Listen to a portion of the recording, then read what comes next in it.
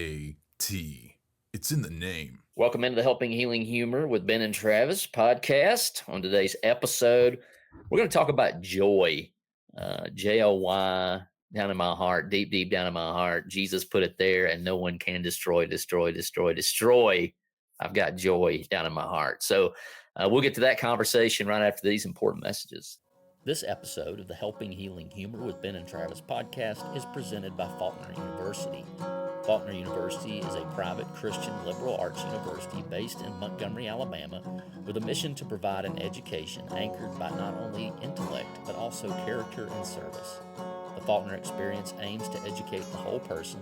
Every individual matters every day.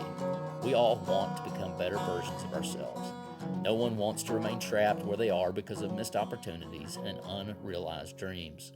At Faulkner University, we believe your dreams don't have an expiration date. We understand that you're looking for more than a degree. You want to find your niche and thrive in your career. Whether you're a high school senior just beginning your trek or an adult student looking for a better path, Faulkner is here to help guide your journey. Go to faulkner.edu to apply or get more info. That's faulkner.edu. I'm Travis Creasy from Fayetteville, Tennessee, Riverside Christian Academy, campus minister, Bible teacher, all that good stuff. That is all pro counselor and pulpit minister at Highland Park Church of Christ in Muscle Shoals, Alabama. Ben Hayes, what's going on, man? I am feeling it from 2 days of being on the slopes of all the icy slopes of Alabama with all of this snow that we had. It's about melted off now, but it's been a fun couple of days. And part of that was spent with Mr. Will Mahan. So how you doing, Will? I'm doing good. It was a great couple snow days.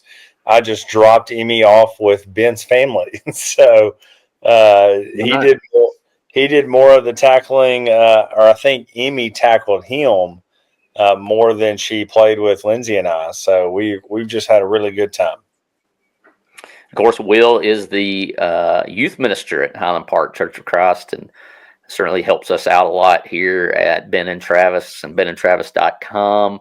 I feel like we are all about that joy around here, helping healing humor. Those all play into the idea of joy. The last podcast, we talked a little bit about overcoming the January blues. We're going to continue that thought process and not just overcoming, but thriving in January. We are got a few big things going on. Bryce is sending us updates on our videos this year. We're doing new videos for Dallas. Usually that started for Pigeon Forge. We do new ones at Pigeon Forge, reveal them at Dallas the next year. This year we're going new across the board to start. We've got the Adventures of Ben and Travis has gone to print. And so we're waiting on those, and certainly the hoping and praying, you can pray along with us, that the snow does not knock off our time frame to get those books in hand for our trip to Dallas. And of course, mention the snow. We like to get out in it and get after it. And so maybe, just maybe for us, I don't know that we can look at January as a mundane January. As we've had several days off, I'm currently actually sitting in my pajama pants right now. It's like 9 p.m. And the only time I've been out of them is to go out and slip and slide down this monstrous hill behind my house. And so check out all of our different platforms. You can catch all of our football predictions that I've been horrible at. You can pick up the Friday Refresh, which is Ben's 3 to 5 minute motivational podcast and video, and you can see us slipping and sliding on the slope some too. So just check all that out. And of course, it's easier to get all of that at benandtravis.com. But joy it is, fellas. Maybe mention one thing that would give you joy if your January was mundane. Yeah, I was about to say, I'm not sure how mundane my January is going to be. Of course, we just got through, as we've already mentioned, all of this snow. And of course, the last couple of years, it feels like we've gotten at least one good one. And that's been awesome. So we played in it last year and played in it this year. One of the things that keeps January hopping is getting ready for Dallas. And so, hadn't had a whole lot of Mundane even after. I guess one of the things with in the wake of Christmas, you have all those gifts that you open, you have all of that time with family, and it seems like, I don't know if this is the case with you guys, it seems like there for like 2 weeks you're just opening presents and you're throwing them down, and when you get in the house you throw them somewhere in some corner, and then you start discovering them in the weeks to come. And so I think some of the things that are fun to me about January is kind of unpacking the holidays, not just the physical gifts, but kind of as you look back and you think about some of the things that you got to do, the people you got to see, that sort of thing. I think the unpacking of the holidays sort of helps, is just thinking back on the good stuff with the family. And I've enjoyed the last 2 years just getting a couple of extra days with the kids playing, after the holidays. And we've played with a lot of those games and stuff that they got for Christmas when we were in the house. So. Yeah, I think you mentioned a good word there that was on my mind, was reflecting and reflection. The busyness of the year, and then especially the holiday season, to me, for January, like my birthday is January the 3rd. So I tell Lindsay I always start the new year reflecting, going, I'm another year older. But kind of celebrating that. I told Lindsay I like to just go, hey, can I just have a day with maybe a couple of friends or just the family? And it just kind of eases into the new year. And so I think just the reflecting of the past, being able, I know, Travis, you say this a lot, be just where your feet are, and just to think about everything that you have going really good for you. I think in the big scheme of things, for me, like I'll wear the St. Jude, and of course I'm decked out in St. Jude today, but you just trying to perspective, in a sense, put yourself in perspective of what everybody else has going on versus what you have going on. And what I've started to realize, that sometimes the mundane of life brings about a lot of joy to me. I was ready to get back into school. I was ready for the structure, the routine, because I think some of that just keeps me moving in the direction that I want to go. And I realize not everybody gets to work at a church or at a Christian school, or take teenagers, to the beach in a couple of weeks. And so I realize our life is probably a little bit different as far as our family goes compared to others, but sometimes the mundane for me is the good. Just being able to know, hey, here's my schedule, here's what's going on in my life, here's what I need to be a part of. And then from that, it keeps the perspective where it needs to be. And I think a lot of times through the holidays, it's give me, or people are giving me more stuff. And I start to lose what I really do have, because I'm seeing what everybody else has gotten. And sometimes I go, man, I would have loved to have gotten that or that. And so to me, it's kind of maybe weird, but sitting in the mundane kind of brings about some joy, because everybody's just kind of back to normal and doing their thing. And it's not being pulled 7,000 different directions to the 50th Christmas party. My kids are going to be spoiled. They're going to think every January rolls around, we should have a ton of snow. And we encourage prayer, and Haley certainly does that year round, prays for snow. And she certainly got a big answer of yes the last 2 years. And so they're going to be spoiled. They think every January is going to be this way. And maybe it will be, who knows? But man, I think we may have gotten as much snow in the last 2 years combined as I've seen since, 96 or whatever it was, where it got super dangerous there in the shoals. So I'm very happy it's not that. I'm happy the last 2 years it's been a lot safer, although I know y'all got some folks over that got some injuries hanging out and playing in it last year, but we're glad that's not the case. But yeah, joy can be in the structure. And I think even as much as the kids like being out of school, I know mine even reached that point where it's like, I want to go see my friends. I want to get back into the normal swing of things. And we certainly had that this week. Not sure how much it's going to happen this coming week. But there's certainly that case. And getting into scripture, and I would say that certainly when I was younger, scripture was not a go-to for me that necessarily joy. Now church was, I really enjoyed church. I still do. I look forward to going in the morning and being with my people. But man, the older I get, the more I do find joy in scripture, even the difficult scriptures, but coming to kind of understand life in itself, but we also can have fun. You can read Ecclesiastes, which is not my favorite book in the world, but understand that what he's trying to get across to you is as it says there's a time for everything. There's a time for happiness. There's a time for sadness. But of course, as we know, and hopefully and have experienced, joy is a little different than that, right? It's something that really isn't dependent on circumstances. And that in itself is a tremendous gift that we can think on maybe when things are a little more difficult. Ben, I know we've talked at length about, the first holiday without your dad, and it's the first everything, it's the first January, all this stuff. And I guess you're getting to the point now where it's going to be the second thing, second time around. But it's that joy. And I think even the scriptures there in Thessalonians, where it tells us that we don't grieve like everyone else. As Christians, we don't grieve the same, especially for those Christians who passed on. And that can be a source of joy, that it's not the last time that you're going to see so-and-so, fill in the blank. This week has kind of brought back a lot of memories from that last year, because it was, we got back from Dallas, and the moment we got back, the snow poured on us and ice, and we were out for like a week, and it was the following weekend. So it would really be not this weekend or the next, but the following after that. The 22nd was the day Dad passed, but it was a Sunday morning after a snowstorm. So we'd had all the ice and everything, and we were going.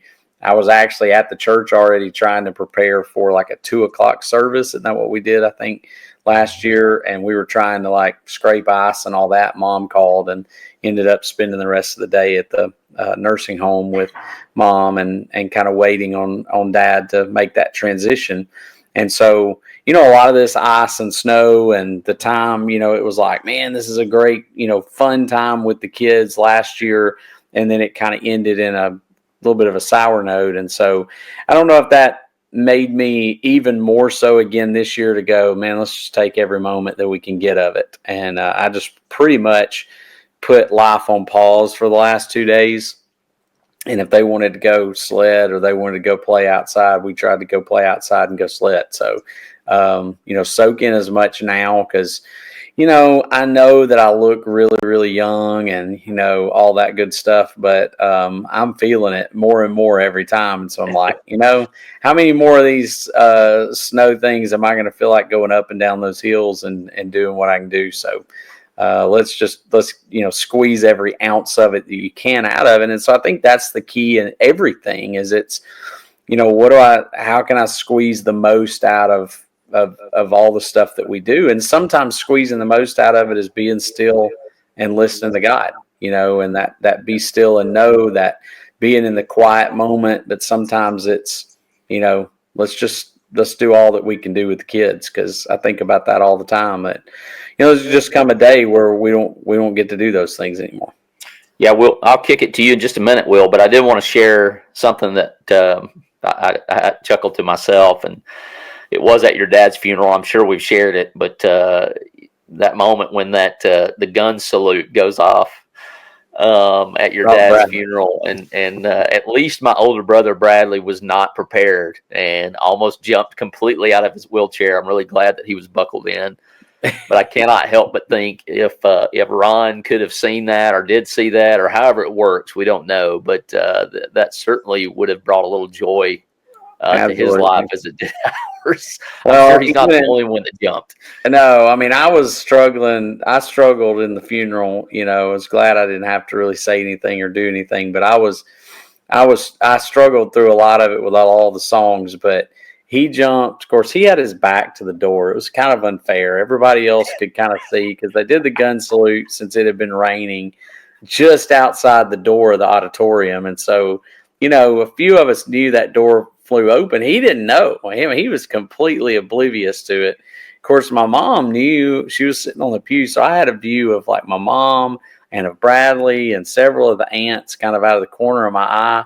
And when that gun went off, I think everybody jumped a little bit. Bradley, bless his heart, he just about lost everything. So awesome. I remind him of that from time to time. And then he got tickled and he was laughing at himself. So he's laughing. So it was a really good point of levity in the middle of a pretty tough day.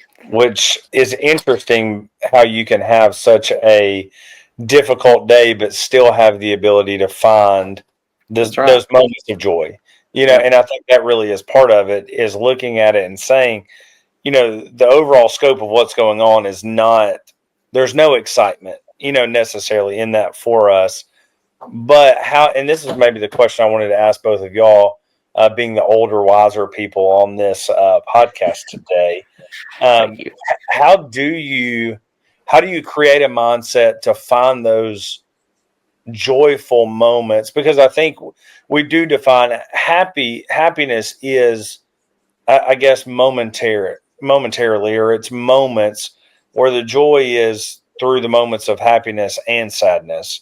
So how do you, counselor or preacher, how do you craft a mindset that finds those things? It is balanced and it is tough. And, Ben, you can see the gray hairs if you're watching the video. I mean, there's experience in that. I think about the family that we don't get to see, unfortunately, until something like that happens. Yeah. And I just think about, Ben's mentioned, squeezing everything out of it. My kids were tapping out today, and I kind of took that as a badge of honor. Like, yeah, I wore you out today. And so that there's something they can connect to, but the time is short. The Bible also speaks of redeeming the time. The days are evil. It's very easy to get trapped. And you mentioned, Will, to us, our life, probably if we unpacked what we did from a day-to-day basis, it probably doesn't line up a lot with other people. We do have kind of a different job, different perspective, but it is the people. And I think that Jesus spends so much time connecting joy with the people. And, I've seen a video this week that said, at some point we just stop having fun. It becomes almost a chore. It almost, as Ben mentioned, I'm setting this day aside. I'm pausing everything else, and we're going to do this. And it really takes that level of to be that intentional. And I just think about, the older I get, the more aunts and uncles that pass, and inevitably the day's coming, right? For all of us at some level, we're going to lose someone that we love. And it's really those moments that you go back on. And I think that for whatever reason, this brain, along with Ben and now Will, it's the funny parts stick in our brains. And maybe it's awkward and it's inopportune when I share those stories. But a lot of those things is what get us through. My older brother, Bradley, with cerebral palsy, he's always had a desire to laugh in moments and to see the funny, even though it's awkward and embarrassing sometimes. And he's probably laughing at you. He's not laughing with you. He's laughing at you. Yeah. But that's the basic, like, we only have a short window. And for a lot of people, that sounds super dark and super depressing. But once again, I don't grieve like the world grieves. I have this time. It's a gift, even the real difficult parts.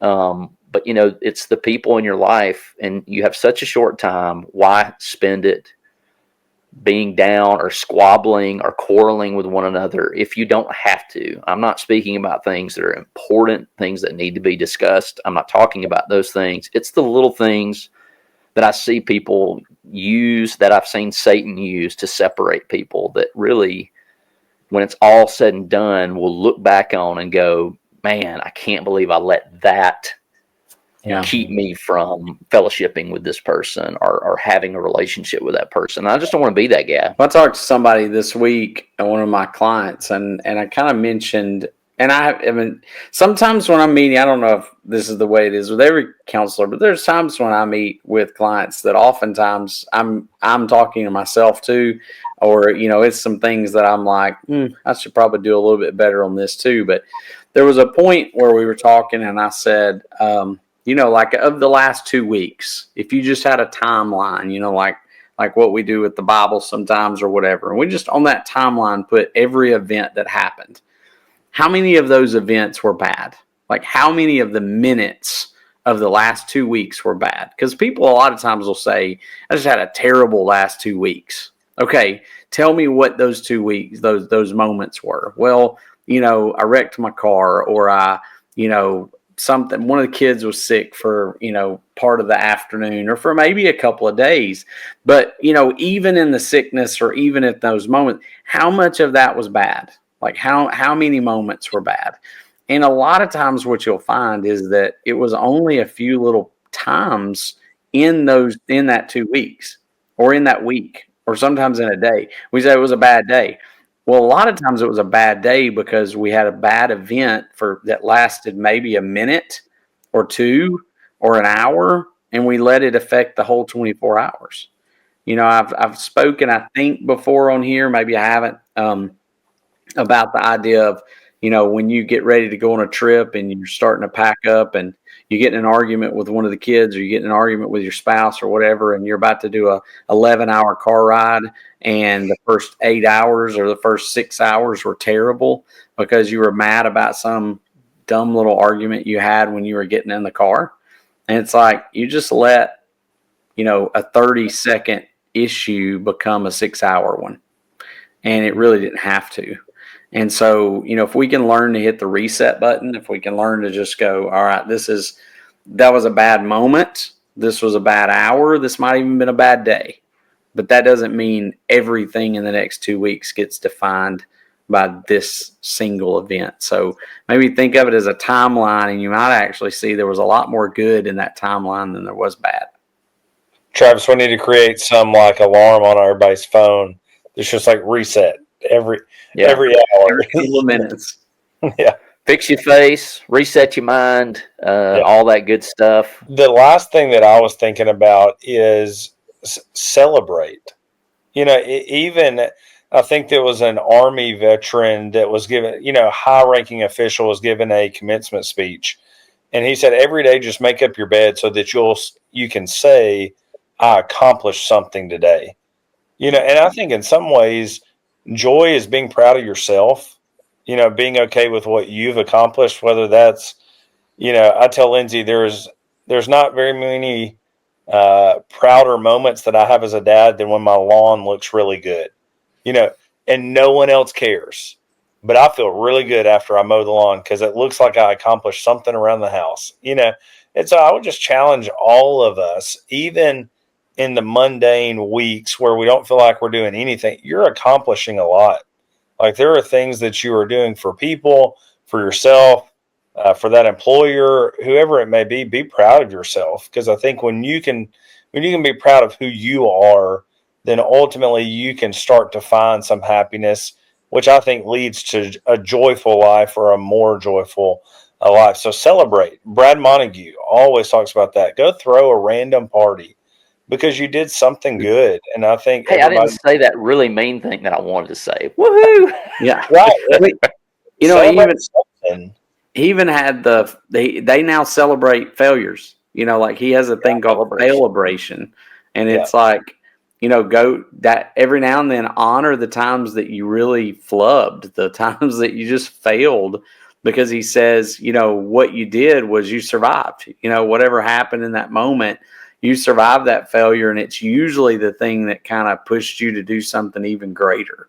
And so I think that those are good too. And, we've been talking about, we kind of got to take the time off, and there's a lot of people that these weeks are just really terrible because, they have to be at work, or they have to go stay at work for a couple of days, or, they still have to fight the snow to get to work, and they don't get to do some of the things, but, they're doing an important part too. They're giving so that a lot of other people can continue to. It's kind of like military. They give a whole lot of their time and their energy so that the rest of us can be free. So, we all need to be thankful to them, but also they need to understand they've got a great purpose, and we're thankful for what they do, and they make it available for their families to, have food on the table and do what they do. So there's nothing, to feel bad about in any of those circumstances, whichever one it is.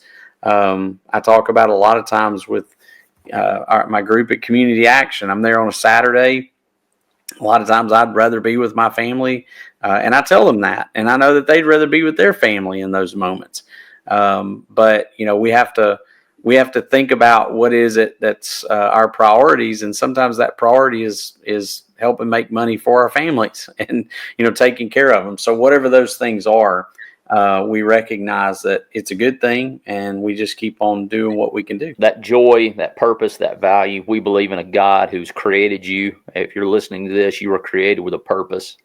And that has got tremendous value. That's to have a relationship with God, and through that relationship, do the things that show Him, the loving thing to your neighbor, that we can't earn what He's given us. It's a gift, but it's our response to what He's done is to love those around us, and it's a tremendous purpose. Fellas, themagicmind.com/BAT20, BAT20. Question of the day is, what has got you in the last few weeks LOLing, right? We use that phrase, laugh out loud, all the time, but anything that actually has you laughing out loud, maybe the crying, smiling emoji. So I'll give you a second to think about that, but that's magicmind.com/BAT20. You get up to 48% off if you're the first time subscriber. It's money back guaranteed. It's easy to cancel. I think you can do it even via text message, but I'm not planning on doing that anytime soon, so I'm not sure on that. But I have been taking it, and that's maybe one of the reasons why my kids are tapping out, because I keep going up the hill, getting on that sled and riding it back down like I'm 10 or 11 years old out in the backyard, having a blast. It certainly has helped me the last few weeks as we've had a bunch of deadlines to get some content done. And of course, on the fact that I'm actually working a day job too. So, man, Magic Mind's been awesome. Ben, I know that you agree that man, it's doing the trick for me. Well, I was doing really well when we were in school, and I should have probably taken it the last 2 days, because I didn't drink it the last 2 days while we were doing all the stuff that we're doing. But yeah, I have enjoyed that. It seems to get me through the really difficult. I've had for several weeks now, just trying to make up. I've been doing like appointments 1, 2, 3, 4, and 5 back to back, and usually those are like terrible. I just crash hard, and it's been a whole lot better since I've been taking that. So good stuff at Magic Mind. All right. So what's got me LOL? I got a couple of options here. I've had a lot of downtime, and what's got me LOLing is those clips that I don't know if you guys send them to me or I send them to you, and somebody's doing something on the internet. The internet is forever, and it's usually something goofy, and they look a little, and they're kind of mean. I'm going to go ahead and repent right here too, as I laugh out loud. But I think it's the Reddit comments. Maybe it's Twitter, which is undefeated, or X, or whatever they call it. And it just pauses at some point, and it's just the internet unloading on, and the names are the ones that get me, or they come up with the names of these famous people they're imitating, and so there's some kind of pun or something like that. And then another one is Bryce, like he's sending these videos that were recorded back in the weekend after Thanksgiving, and I was kind of sick. I wasn't feeling great, and I was like, man, my delivery was terrible. And there is one quote in there that it may be T-shirt worthy, Will, and I meant to send this to you, but we're talking about hand signals and the songs of VBS, and it's like, yeah, it's gang signs, but for church members. So if I do say so, I delivered that line, and I laughed pretty hard. It was I can admit to laughing at my own. I think you may have written it though, Ben. So I give you credit. I don't even remember who wrote that one, but it was good stuff. And the videos always get me. I tell you, I love those that you're talking about, but I love a good, like, just fail video of people falling or crashing or slipping or, and they're both like the ones that are both painful and funny, where you're like, oh, I see what's coming. And they had to have gotten like a cracked rib or something, but it's just terrible watching it. Well, there was a real live one of those a couple of weeks ago at my house, and we actually were able to pull the footage from our security cameras. And I literally just had to sit down on the steps and laugh when it happened. But Destin was walking with some groceries in her hands. We just got back.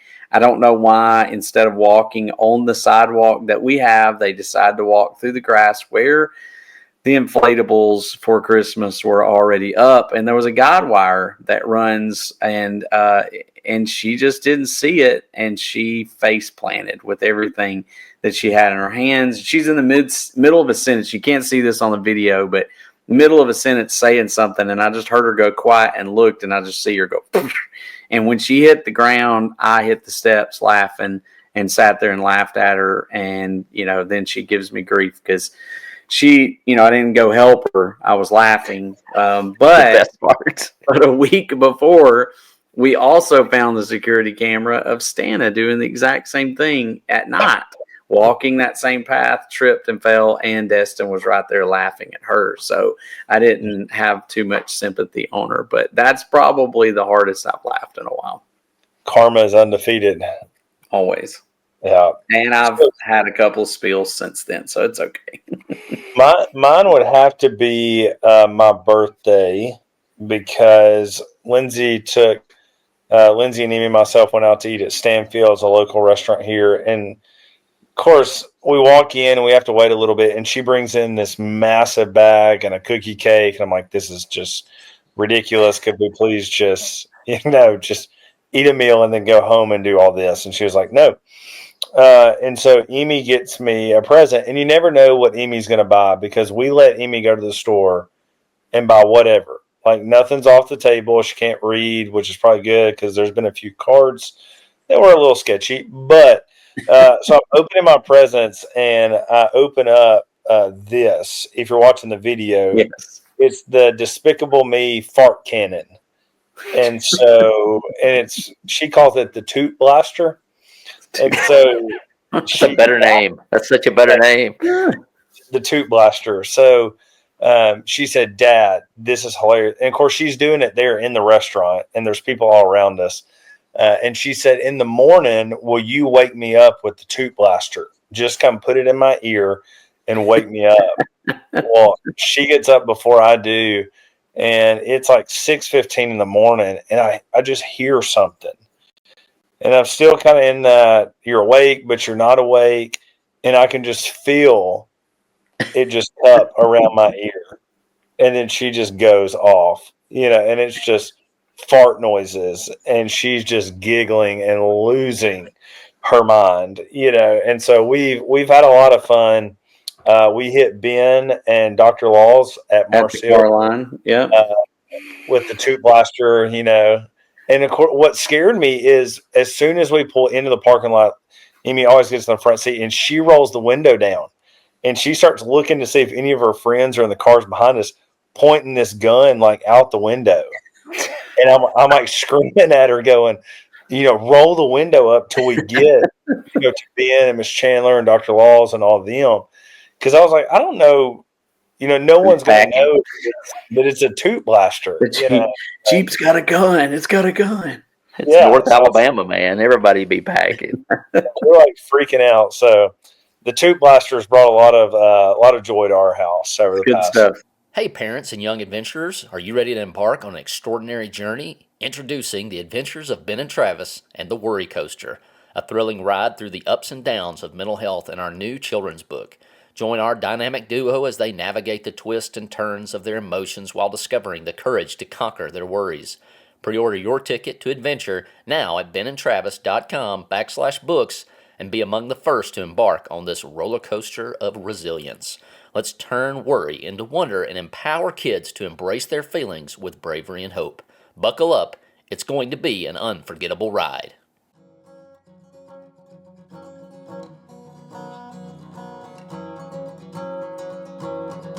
Thanks for being with us for this episode of the Helping Healing Humor podcast. Be sure to download our free ebook, 28 Days of Focused Living, at benandtravis.com and receive all of our Helping Healing and Humor extra content directly in your inbox. We look forward to having you join us at the same Ben and Travis time, same Ben and Travis channel.